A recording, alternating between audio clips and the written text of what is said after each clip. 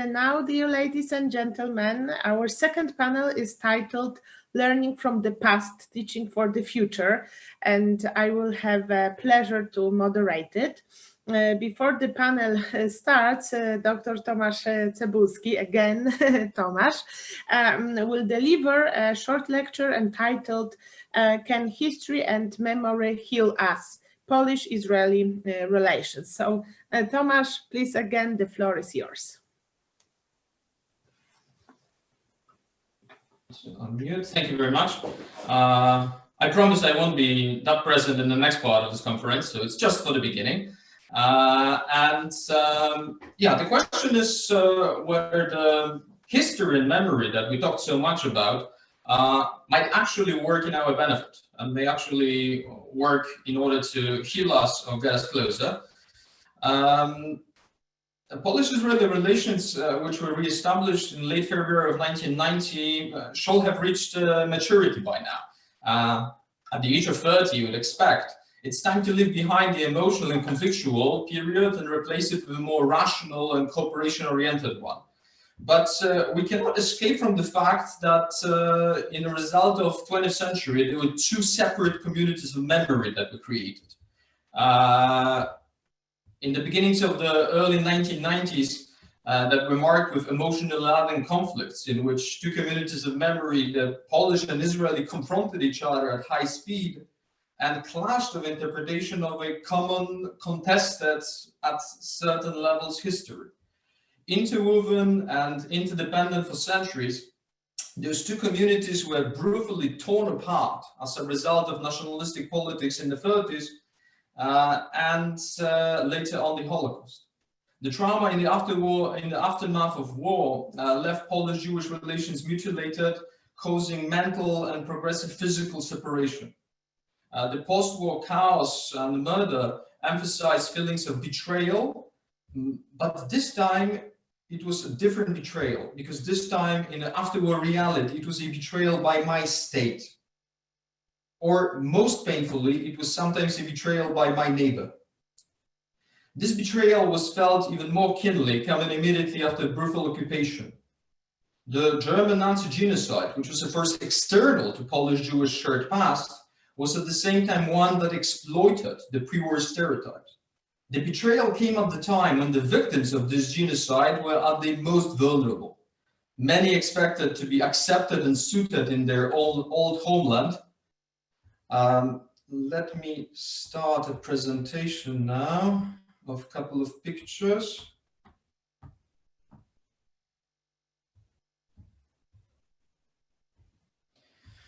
So many expected to be accepted in the old homeland and being suited.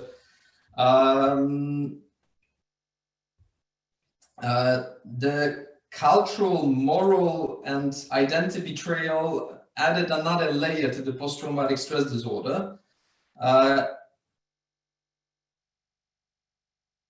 And was experienced by the Jews that survived, and pretty immediately they were forced to leave Central Europe and settle in the Middle East or elsewhere in America.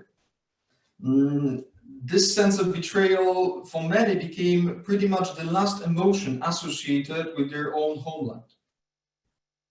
The post-war rejection of Jews as a minority by the communist state, and finally the establishment of the State of Israel, caused not only an identity separation between Poles and Jews, but an almost complete physical separation as well. Over time, buried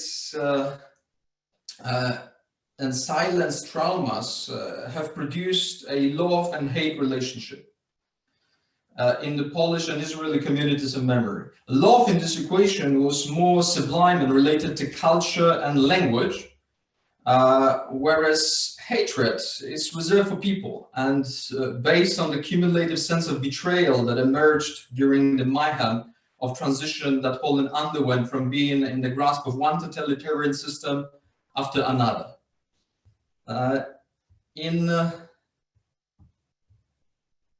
In communist Poland and Zionist Israel, two separate communities of memory with a partially shared traumatic history took shape after centuries of sharing common ground and engaging in rich cultural exchange.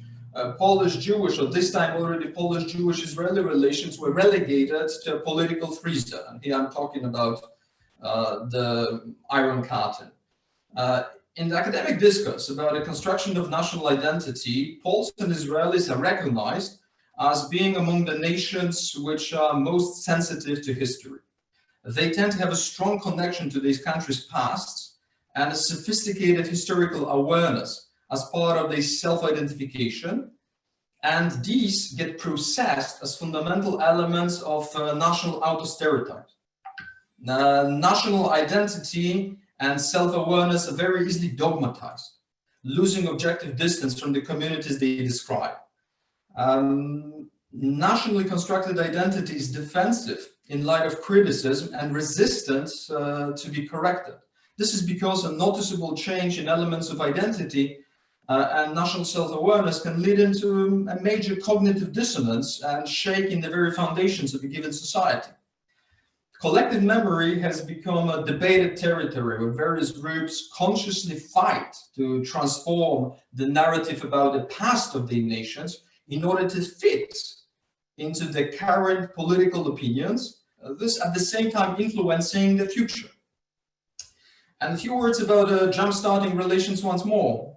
30 years ago, Poland and Israel restarted diplomatic and social relations from actually a very low point of mutual mistrust, each side clinging defensively to its constructed stereotypical image of the other. The political freezer that Poles and Israelis were put into by the Iron Curtain became a deep frost after 1968 and Zionist/anti-Semitic campaign in Poland. It created altogether some 45 years of silence and isolation. Relations were often started on both sides by politicians of the second generation who had no memory of pre-war coexistence or war trauma, but who were equipped instead with an educated yet unnuanced stereotypical image of the other. There was actually a little bit more hatred to begin with than love.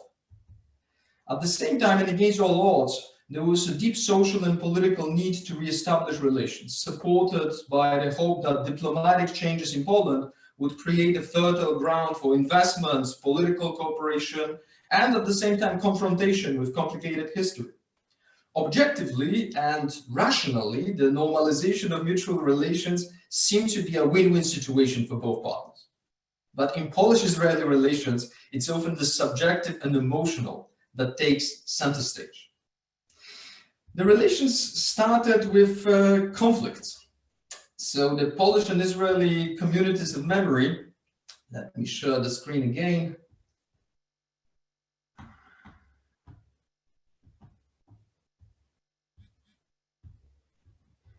The Polish and Israeli communities of memory collided politically and religiously in the early 90s in the most fragile of common historical sites. They collided in Auschwitz. Within the heated debates and inflammatory political and religious rhetoric directed mostly at strengthening of the collective national memories on both sides.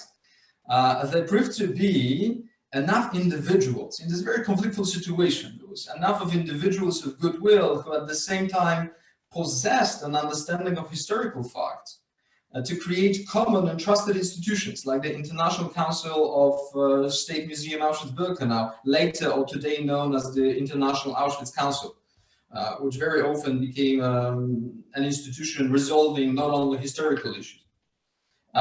In the 1990s were filled with constant memory tensions and occasionally erupted into larger conflicts around Auschwitz.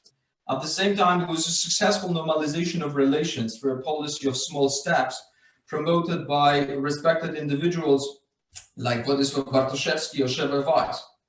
The political milestones of mutual relations in the late 1990s were the Polish Bill of Restitution on the Jewish communal property in Poland, the tamping down of conflicts around Auschwitz, and I would also call the signing of a framework agreement on youth exchanges as an important undertaking of late 90s. The year 2000 marked a certain breakthrough in Polish-Israeli relations with the formal visit of President Kwaśniewski to Israel and his words of apology for the anti-Semitic campaign of 1968, along with the promise of reinstating citizenship to all of its victims. In the year 2000, the Polish Institute in Tel Aviv was created, so we are also celebrating here 20 years of the Polish Institute in Tel Aviv. The normalization of relations, and here we'll be talking about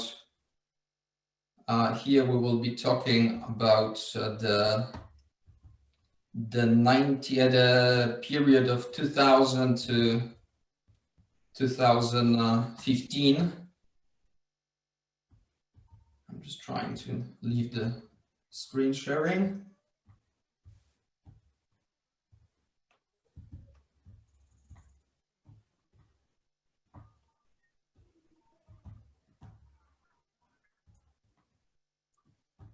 Okay, so the normalization of relations, the next 15 years, from 2000 to 2015 were marked with a continued growth of social relations and trust, despite occasional political glitches and almost at this level tribal sounding political interpretations of history for the sake of identity building. The cooperation between Yad Vashem International School for Holocaust Studies with Auschwitz-Birkenau Museum or the Center for Education Development in Poland resulted in thousands of Polish and Israeli teachers and guides, social activists and museum staff taking part in the profound educational seminars in both countries. The often close personal relations and friendships grew out of these encounters, led to a growing number of student exchanges and more frequent visits to Polish schools by Israeli students following Israeli youth delegations to Poland. It is estimated in this time period from 2000 to 2015, around 17,000 of Polish and Israeli students were being given a chance to meet and interact, mostly in Polish schools. Those interactions, in my opinion, are particularly precious as they create an informed experience of the other and a cultural vaccination against political and populist radicalization. Unfortunately, since 2015, the number of such encounters have dropped precipitously due to political obstacles raised by both sides. A few words about the delegations. There was a gradual shift over the last 30 years in the educational content of Israeli youth delegations to Poland, where the dominant Holocaust narrative was more mediated with education about Jewish heritage, Polish history, and visiting sites not related to the Holocaust. Also, the numbers of students participating in those programs grew from several hundred in the early 90s into 25,000 in 2012, 32,000 in 2016, and finally 40,000 in 2018. In recent years, the length of those visits was reduced by the Ministry of Education, which resulted in cuts. Mostly the cuts were about the Polish-Israeli youth encounters and non-Holocaust content. Unfortunately, these current political narratives in Israel and Poland that determine the extent to which the true focus on the Holocaust versus other important things, such as life before World War II, Polish history, and meetings with Polish peers. All too often, education is a scapegoat during skirmishes about politics and identity. Very often, exchange programs rely less on apolitical institutions and more on individual contacts and private teachers or school initiatives. I think there's a need, in order to stabilize those relations a little bit, I think there is a need for respected Polish-Israeli institutions to coordinate those programs. Such an unbiased approach would result in the sustainability, regardless of political wings and the personal ambitions of individuals. There is a visible trend in Israel to have those delegations reduced, redirected, or even their voices to terminate those study visits, so that the students can use only the Holocaust educational infrastructure in Israel, this political and a little bit isolationist move may be catalyzed by COVID and will be a major blow to education of facts beyond Holocaust timeline, and at the same time a blow to Polish-Jewish relations. The last 30 years in Poland brought a large number of grassroots initiatives which were aimed to commemorate or renovate Jewish heritage sites, but also brought giant museums to be established. Of course, obviously the flagship institution of this kind is the Warsaw-based Museum of History of Polish Jews, POLIN. We were welcomed by its director. The museum was initiated in 2013.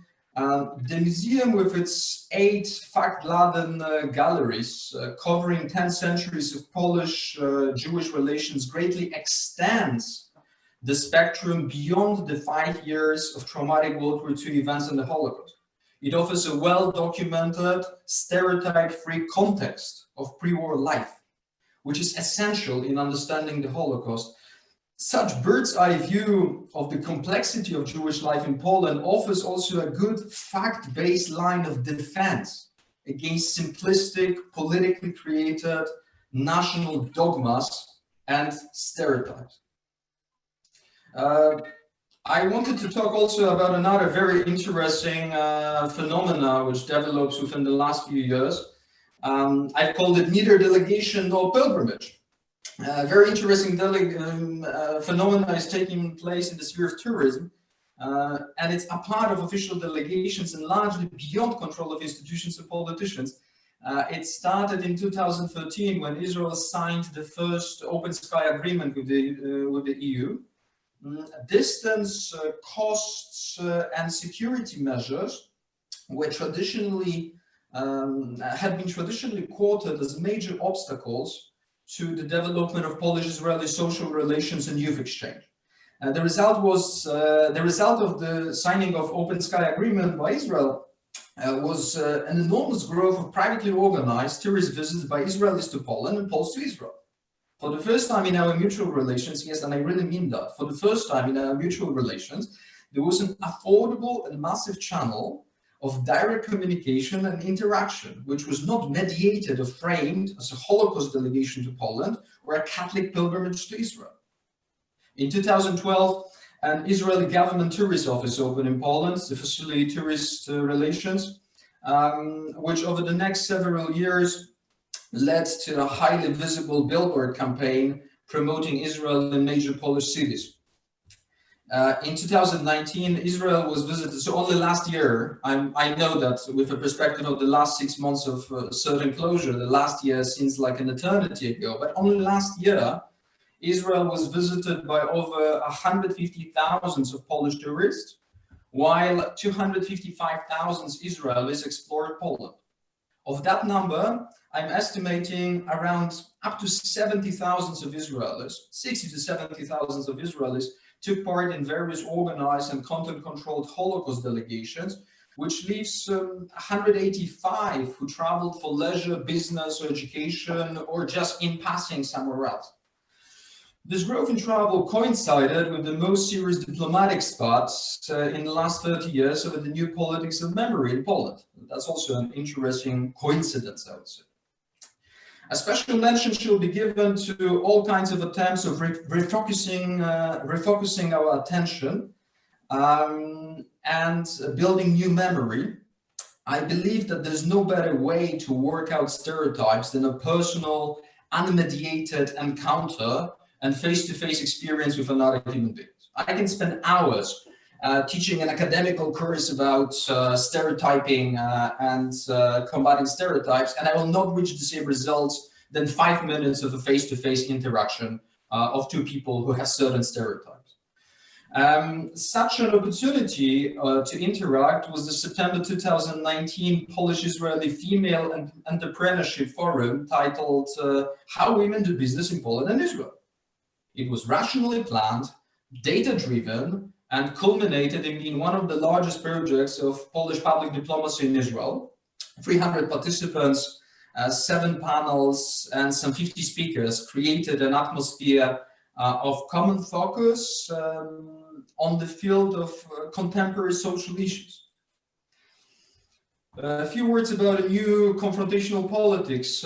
Polish-Israeli political relations over the last 5 years have unfortunately been prone to embracing this global trend of populism and let's call it Twitterism in politics. And the conflict has only been emphasized by the rich and still to a large extent unprocessed contested memory of the past. International dialogue seems to have lost its political value as the relations between the two countries are frequently held hostage by the short-term need of internal politics back home. They are held hostage to approaching elections or are just drowned out in the deluge of radical and hateful opinions on social media that inevitably follow every irresponsible and inflammatory political and media comment of either side. How do we break free from this devastating dichotomy of our relations through trauma, negative memory, post-traumatic stress and guilt, all of which fuel suspicion and stereotypes? How can we wrest from the hands of the politicians a kind of an automated playbook which addresses our basest human instincts and causes a vicious circle of radicalization, only for the sake of increasing their political capital back home? I think public diplomacy is an asset much underestimated by both sides, particularly underestimated in media coverage. We live in the time of a certain down of experts, and their influence of daily lives has been reduced, replaced by the fast growth of digital and direct social media communication.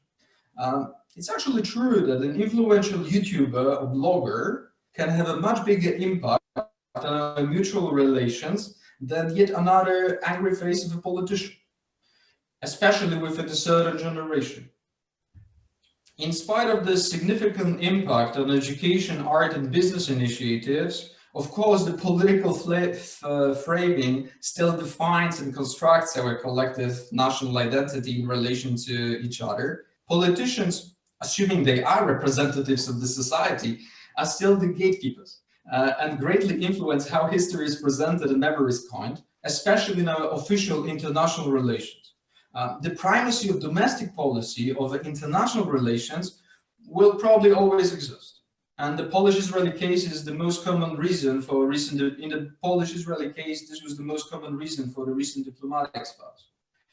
We shall be able to improve those relations mostly by constant education and raising awareness about the common strategic aims of international policy, business opportunities, and common political leverage. The COVID pandemic has created an enormous challenge by suspending the precious direct contacts in the spheres of art, education, and tourism. The isolationist global politics of the last 5 years will be only enhanced by the actual political isolation of people, this often refocusing people's attention from the global into the hyperlocal. Digitalization of the already functioning projects and moving social dialogue online seems to be the only option for continued Polish-Israeli dialogue at the present moment. Online education in both countries creates an opportunity for common education projects for students that can be realized in real time and almost at no cost, neither for Israeli or Polish schools. The only obstacle here in this process may be the politicization of education on both ends. The COVID time may be also a good litmus test about the intentions and real potential for the development of Polish-Israeli relations. The online projects we create now, assuming the long-term sustainability, may bring quadrupled effect when the pandemic subsides.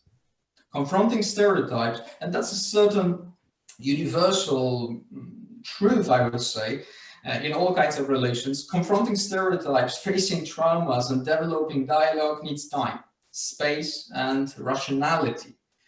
Whereas political or journalistic inflaming of the situation for the sake of conflict-oriented short-term policy happens instantly, engages people emotionally, and results in a deep and lasting damage.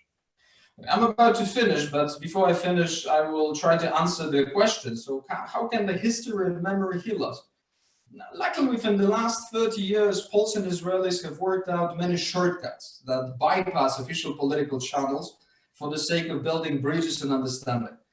Some of these rely on individuals, and some are more institutionally based. Those which have endured have already worked out their own histories and have a second generation of followers whose work is having a redemptive impact on mutual relations and counterbalancing the negative history of relations with a positive one. We've learned to broaden the spectrum of mutual interest beyond the relation to memory and the Holocaust. The development of awareness of the richness of Polish Jewish life across the centuries can offer a new common historical space, as well as a new events and heroes, while at the same time providing a new vantage point for a more dialogue-oriented common future. The content of history and memory becoming our focus depends pretty much always on our current needs and philosophical questions we ask at any given time as individuals, but also as a society. Dominic Lecapra posits that in order to understand and transform our thinking, we must be able to think of ourselves as separate from the state. The state is always constructed and anchored in the politics of building collective identity. We need to abstract from that to see the greed of officially constructed and educated subject positions and criticize them. This ability to abstract, or often the need to escape from the formal narrative greed, is already partly true with a certain level of informed Holocaust fatigue shown in the younger generations in Poland and Israel. All in all, the progress is slow and often interrupted by politics, but we've trod a long 30 years path towards better mutual understanding and interaction. If those relations continue to grow and dialogue prevails, this path of working through trauma and contested history may become, and I sincerely believe in that, a model applied to collective knowledge on historical conflict resolution and maybe even genocide prevention. We have an obligation to remember, but also a responsibility not to use our memory against someone else, as such take shallows the sacrifice of life of genocide and Holocaust victims. Making sense of history is about the ability to forgive through cultivation of awareness and creation of memory directed at evading mistakes from the past, but without paralyzing our future. Thank you very much. I tried to be concise. Thank you. Thank you very much, Dr. Cebulski, for your very interesting lecture. And now we shall proceed to our second panel entitled Learning from the Past, Teaching for the Future. Let me introduce our four panelists. Dr. Lea Ganor, founder and director of the Mashmaut Educational Center in Kiryat Motzkin. Hello, Lea. Nice to see you. Nice to hear you. Mrs. Amit, Museum of the History of Polish Jews, POLIN, in Warsaw. Hello, Nili. Nice to see you. Nice to hear you. Hi. Mrs. Orit Margaliot from Yad Vashem Institute in Jerusalem. Hi, Orit. Nice to see you. And Mr. Gil Faran, chairman of the Association of Delegation Guides to Poland. Hi, Gil. Nice to see you as well. So let's start with the first round of the questions. The first questions go to Lea Ganor, but firstly, let me say a few words about Lea. So Dr. Lea Ganor has been the founder and director of the Mashmaut Educational Center in Kiryat Motzkin since 1994. She's a social historian researcher at the Spiegel Fellow Program and the senior scholar and coordinator Poland Forum at the Institute of Holocaust Research, Bar-Ilan University. During the years of her activities, Dr. Ganor received several excellence awards and recently announced that she will get this year the prestige and honor, the Order of Merit of the Republic of Poland, awarded by the President of Poland.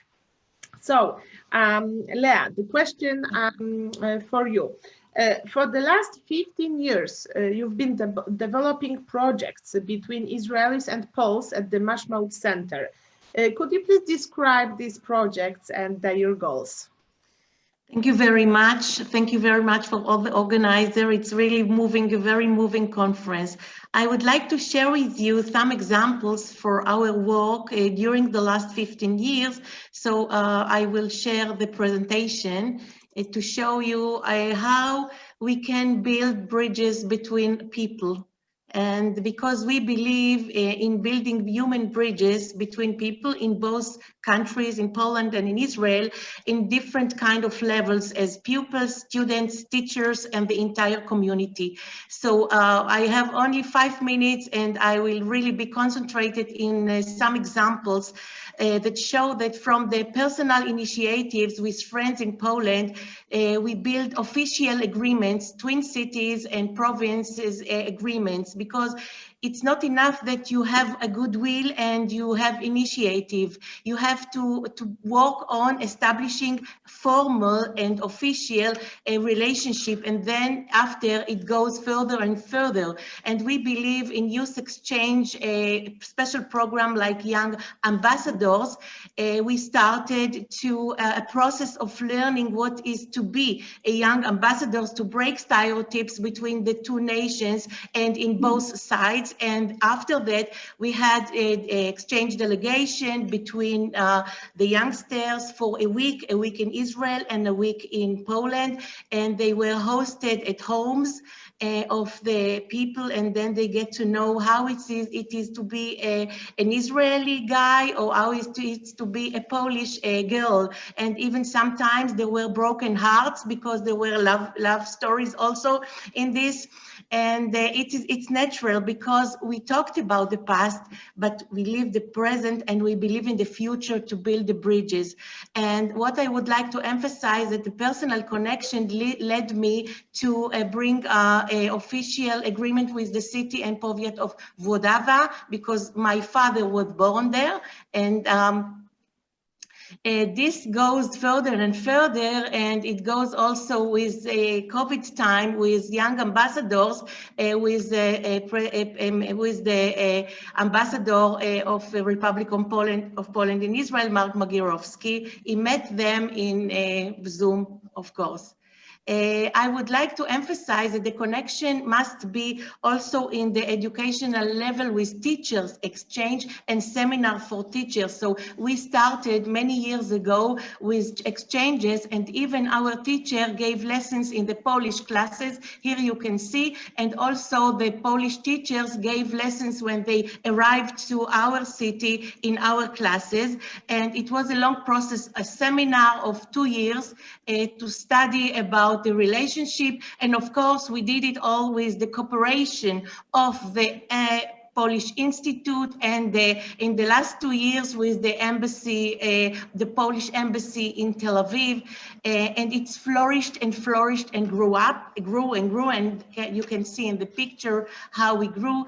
What is important to say that we had the last visit of the teachers was in January 2020, before the COVID time, and now we keep our connection in Zoom.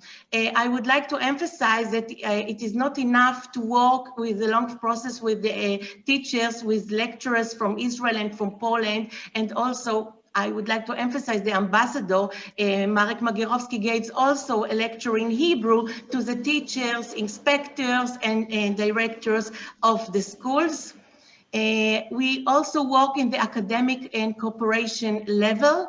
We are presenting in conferences. Here you can see, and now I am privileged to be the coordinator of the forum, POLIN forum in Bar-Ilan University. So it's important to us to work together. And also with your university, we had a seminar with the Jagiellonian, with the Middle East department, which we had in the 27th of January January 2018, we had initiative to we brought students from Israel, Poland, and Germany for 3 days to discussions and to break stereotypes and to learn about modern Poland, modern Israel, and in Germany. And it was very moving because it's the first time the students from Germany said, we know the Israeli students, but we could not, now it's the first time that we understand what Polish students feel, or Polish people.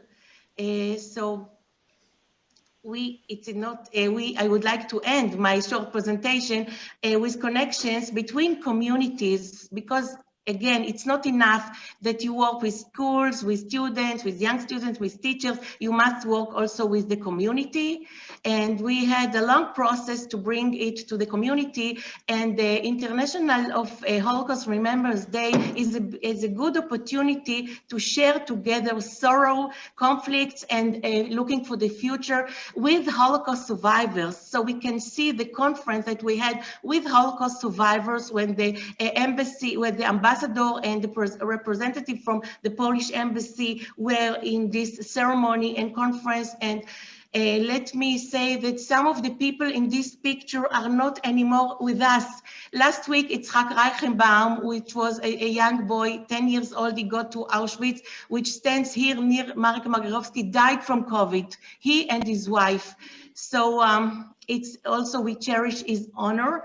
And here we can see another opportunity, 27th of January, the delegation from Poland, the teachers participated also in the ceremony and in the conference. And of course, to get to know with Holocaust survivors and young generation from the city, Kiryat Motkin, and also from second generation from the Włodawia city, and Holocaust survivor, which only one still alive, they met her. We are also doing a lot of effort to enlarge our community connections with other cities over Poland. So you can see another city, Rumia, which is in a process, and the Festival of Dancing Group, our dancing group in Włodawia, which the synagogue, my father was a child, he was singing in this synagogue, so personal connection.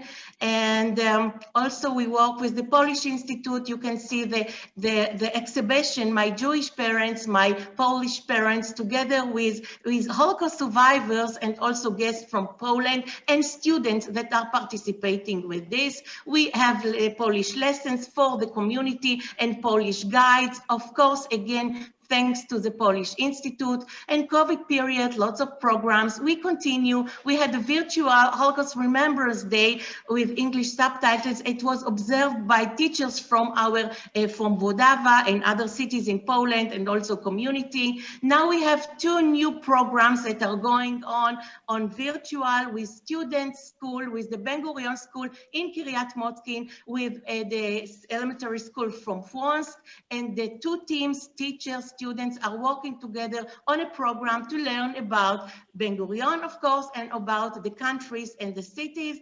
And another project we started is I can call it the Ambassadors Project, because we are working with a school in Bestitcha Kłodzka, which the ambassador Marek Magierowski was a student there, and also the ambassador Alex Ben-Zvi is studied in Kiryat Motkin. So we are working also with a school, with the elementary school, Achdut School. Online lectures we have together with Mashmaut Center and Pilecki Institute, with cooperation and with the Zoom, and of course exchange ideas and lecturers. And our dialogue between people with love and tolerance is the key to create a better future. Thank you very much. Thank you, Leah, for the outstanding presentation. It really looks very impressive. And now I would like to ask Nili Amit. But before I ask you, Nili, I would like to say a few words about you. So Nili Amit, for the past 15 years, has been serving as a coordinator for Israel at the Museum of the History of Polish Jews, POLIN, in Warsaw. She coordinates and initiates cooperation with such Israeli institutions as the Ministry of Education, Yad Vashem Institute, Tel Aviv University, and numerous Israeli high schools. So my question to you, Nili, is, in today's time, modern museums focus strongly on education. What kind of educational programs does the POLIN Museum offer in Poland and Israel for children, youth, and adults? Nili, please unmute yourself. We cannot hear you. Yes, please unmute. Okay, please press the button with the microphone. Oh, now it should work. Hello? Nili, can you say something, please?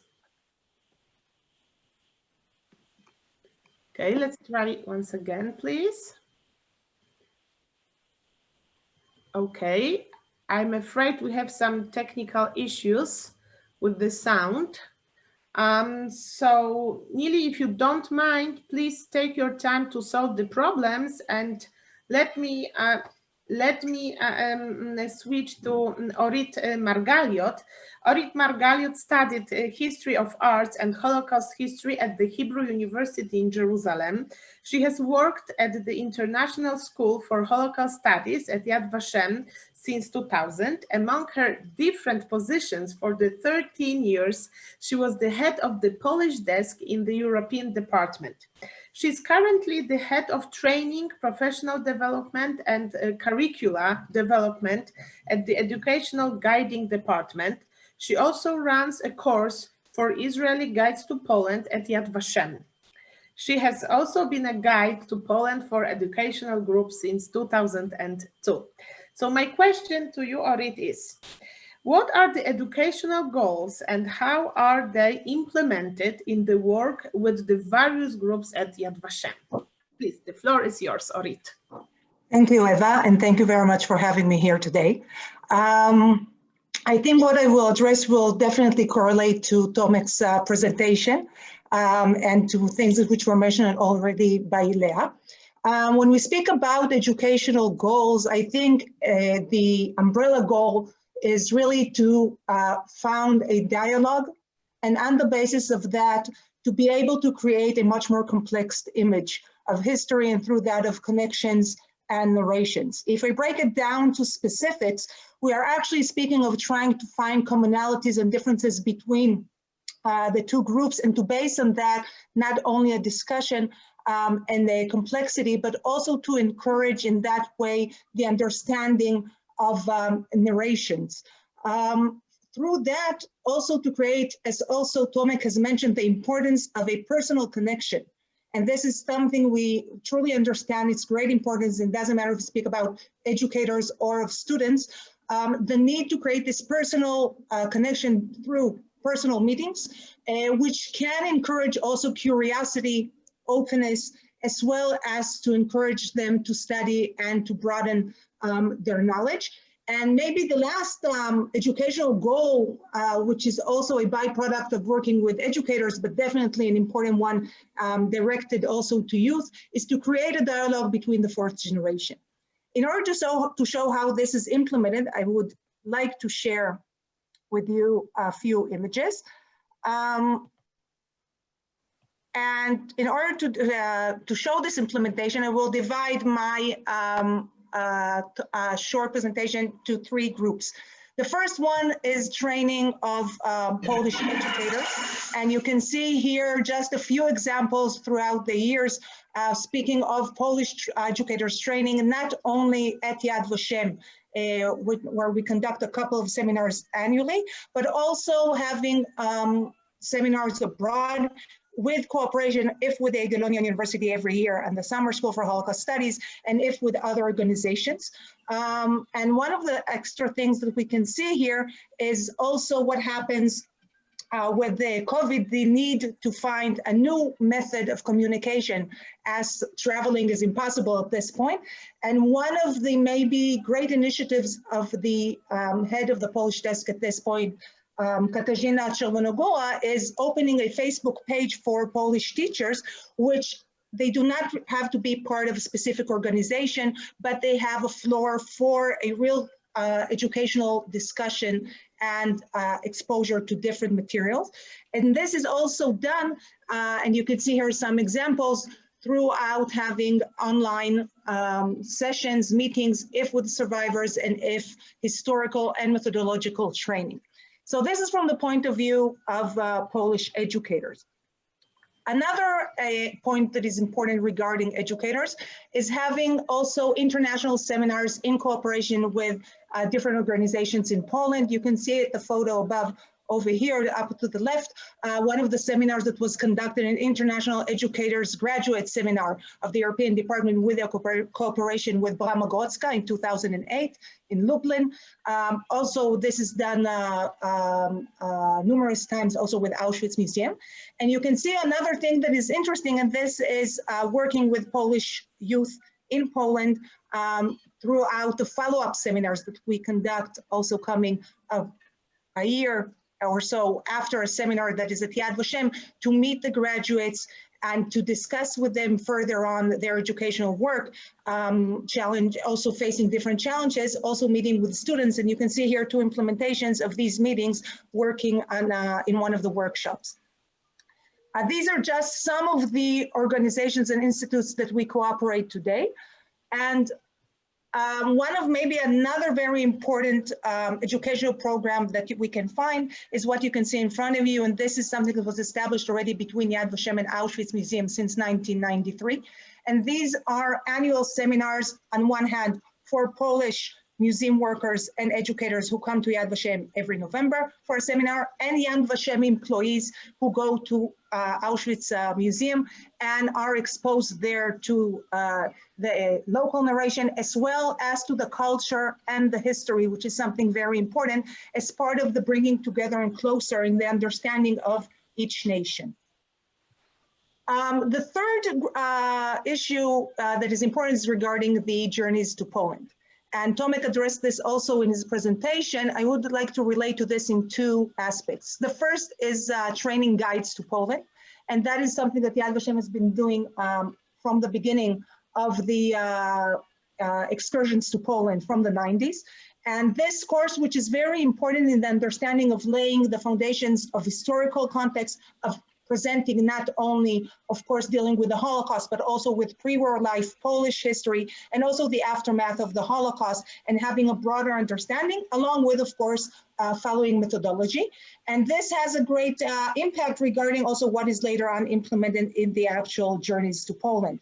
Another thing that we are in cooperation with the Polish Institute, with ORE, and the Israeli Ministry of Education are the initiation of Polish-Israeli youth meetings, and the agreement which was signed in 2005.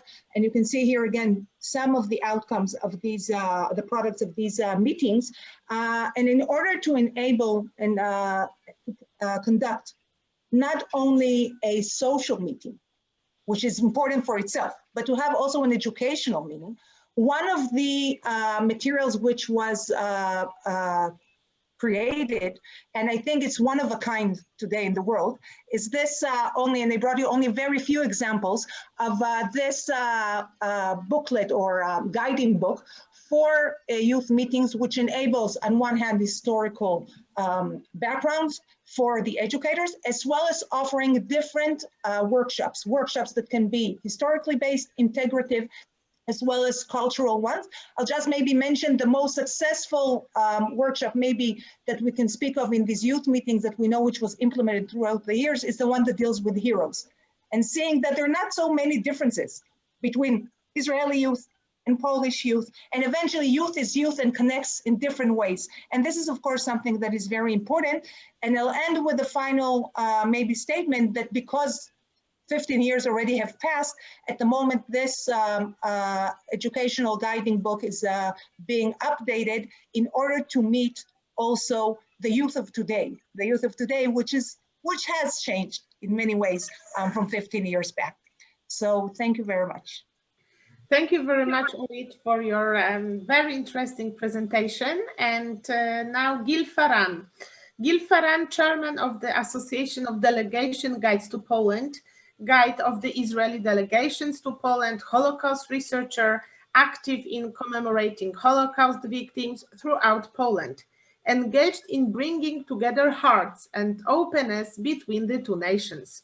Ambassador of the good name of Poland from the Polish Institute in Tel Aviv in 2018. Gil, along with the regular educational activities such as websites, youth meetings, about which we've heard from previous speakers, what other educational activities do you hold or plan to hold during the youth trips? Eva, thank you very much, and thank you, the organizers for the opportunity to speak today. When we are going to Poland, alongside with the learning process of the knowledge of the great history of the Jews in Poland and the tragic history of Poland, this journey must be an opportunity for building a bridge between these two nations, between these two young people in both nations, and reduce prejudice in both sides. How can we achieve this? First, by showing to our students what is done in Poland to preserving the Jewish memory. But memorial place, it's not enough. Bridge is built between people. And the most important education part in my eyes is to show that our students, especially our students, but I will speak in a minute for both sides, what is going on with the other side, the other people. When we meet all the people that give us service in Poland, the pilots, the driver, the security man, the people in the hotel, the guides in Auschwitz Museum, in POLIN Museum, which a few of them really speak Hebrew. It's very important to our people. The kindness, the knowledge, the smile is very important. And most of this, I believe, and Tomasz say about a few initiatives usually used by private initiative to meet each other. And I will share with you a few photos. First is the meeting with local people in Poland, which are preserving in their place the Jewish heritage, like we see in Peter in Chmielnik, people from Theater NN, which mentioned before, and some other people that work from the art. When we meet these amazing people and we discover for the project firsthand, it's very surprised for our people, fascinating, and they give them a chance to change their mind about what is going there, and it's promoting dialogue. Another way that we are trying, and you mentioned before, besides the regular way, is to participate with children, with youth, with students in joint activities like cleaning Jewish cemeteries with the local youth, or having common ceremonies to commemorate and expose gravestone of a Jewish victim pits in a small town, as it's done by the activity, for example, Mr. Zbigniew Nijinsky from Warsaw. And in this exciting events, first I would like to say for the Polish local people, they are usually the first time for them to meet Israeli and Jews. And this is an opportunity to them, and it often causes them to learning process about what was going on the villages or in town regarding the Jewish history. And for our side, it's very exciting to show them the importance that the local people give to these ceremonies and for the history. The important for education is to bring these people, these students together. For them, for most of them, when they meet each other, it's usually the first time that they meet each other. And this during this meeting, they learn how much they have in common in the art of interest, hobbies, occupation. And when our Israeli students are going to Poland, they learn that not every Poles dislike Jews or Israeli. And for the Polish youth, they learn that the Jewish did not land from the moon. And the main purpose is to make the connection, to make the meeting between these two people, so between this student, so we can make them understanding that the future is between people. Thank you very much. Thank you very much, Gil, for such an interesting presentation. Let's focus on the second round of the questions in our panel. So my question to all the panelists, what characterizes Polish-Jewish relations from the educational aspect today, and which form will they have, in your opinion, in the future? So Leah, maybe you can start, please.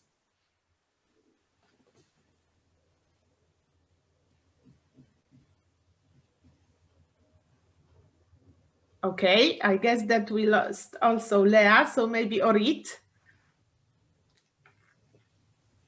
Okay, I think today we can find on one hand, there is, as I tried to present also, there are many connections in different forms, both on educators level as well as on students level. I think that the times of COVID have been challenging us greatly.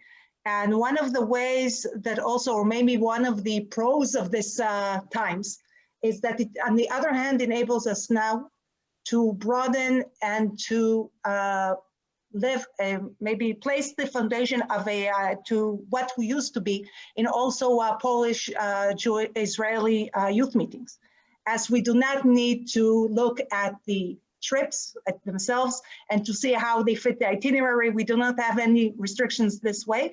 And this is definitely one of the things that we are also placing today as part of the other journey that we're offering today's students, which is something that is important, is they cannot go to Poland, but still can meet Polish youth.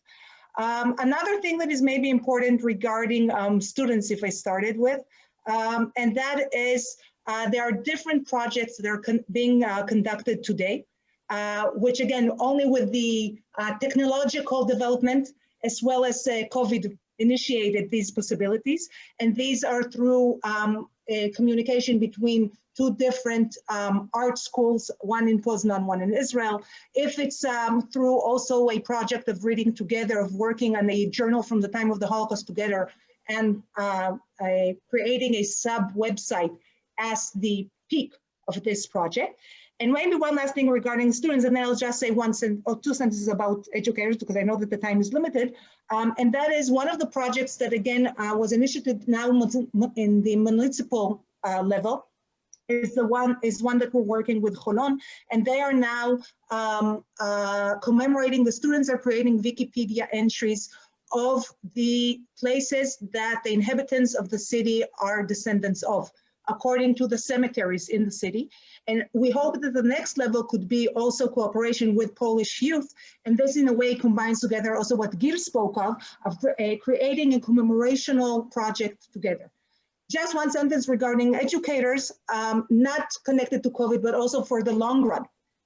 In addition to that, is creating a learning community, again, beyond different organizations, but a learning community that can be online. And also a new project of connections between the Jewish world and the non-Jewish world, between Jewish communities and Polish educators in local initiatives. Thank you very much, Orit, for sharing with us your thoughts, your opinion. And now let me ask Gil, how do you see the future, the relation in future? The most challenging thing is when we are going to return to Poland and how.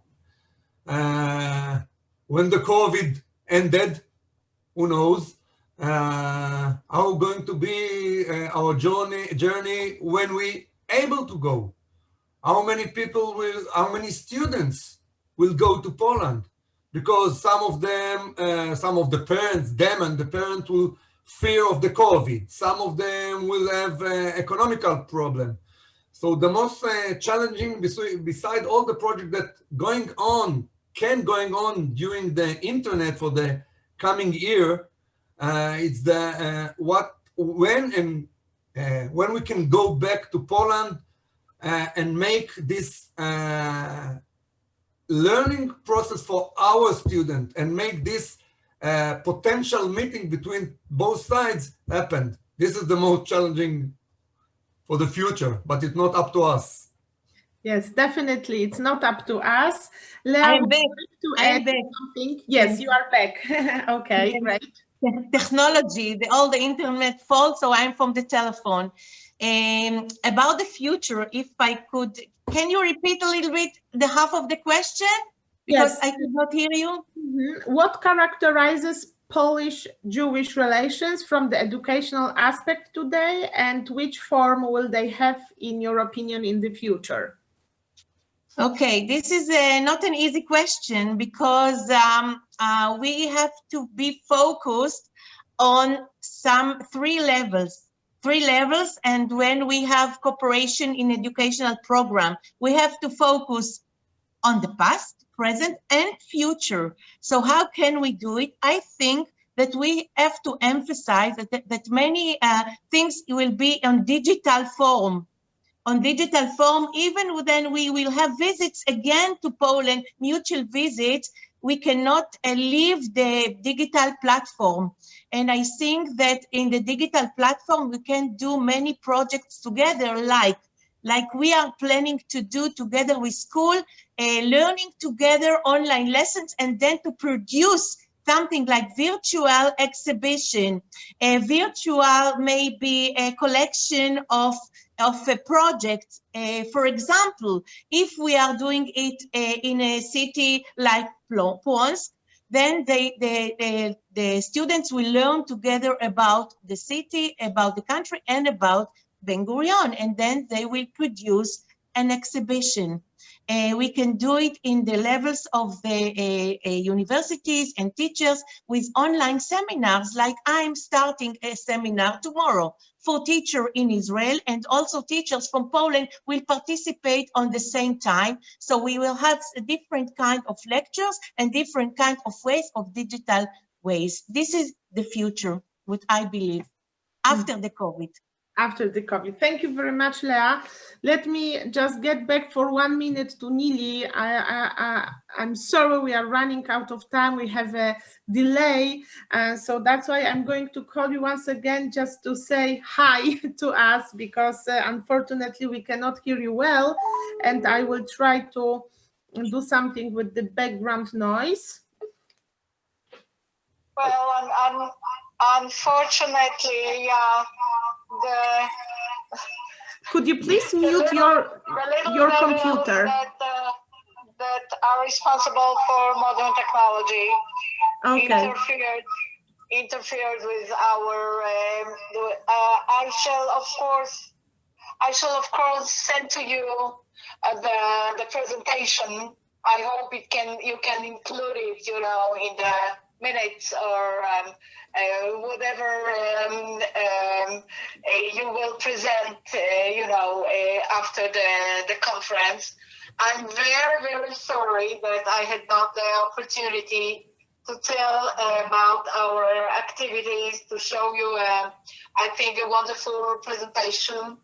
And I will just add to what Gil said about the post-COVID, that indeed, two things happened which were unexpected. One of them was positive, one of them was negative, because the negative was that, of course, we do not know how many people will have the courage to travel, and when all these situation of those visits of youth to Poland will come back. I'm sure that the adult visitors, which is a very large group, is, like you heard from, it's 300,000 people from both countries. This will start very soon. But the good outcome was that we, unfortunately today it didn't work, but the tools that we've developed, you know, to work via the internet, to connect, and we are ahead of us. There are two huge projects.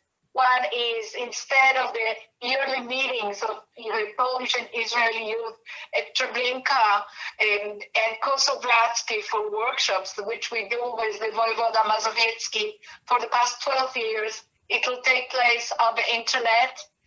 And this is very important. And of course, the continuation of the training of Israeli guides to be guides at our museum, which we did with the Israeli Ministry of Education and the help of Yad Vashem, Orit especially.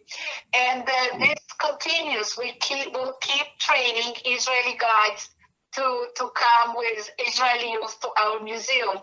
And we will train them via the webinaria, what we call. Yes.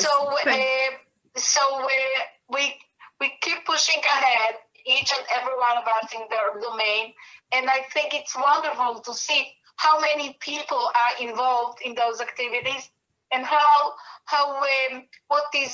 strong an impact it has on both sides, and what Dr.